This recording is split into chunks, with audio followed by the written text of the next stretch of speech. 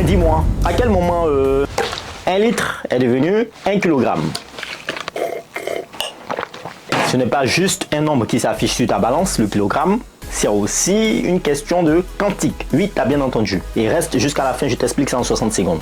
Tout a commencé en 1795. À la base, 1 kg était défini comme la masse d'1 litre d'eau pure à 4 degrés Celsius. Ça y est, on peut continuer?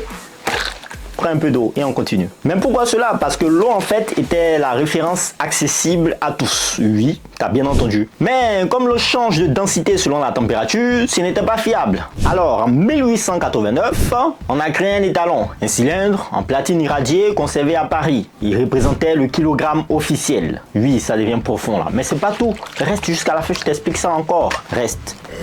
Je finirai peut-être toute la bouteille d'eau à la fin de la vidéo. Bon bref, on continue. Le problème c'était quoi? Même ce métal perdait des atomes avec le temps. Résultat, le kilogramme changeait sans qu'on le veuille. Oui, lui aussi. Donc, en 2019, il y a eu une révolution. On a redéfini le kilogramme grâce à une constante fondamentale de la nature. La constante de Planck, notée H. Oui, tu as bien entendu, constante de Planck, mécanique quantique. On continue. Sa valeur est fixée une fois pour toutes à 6,62 60 70 15 10 puissance moins 34 joules seconde. C'est la valeur de la constante de Planck que vous allez retrouver là.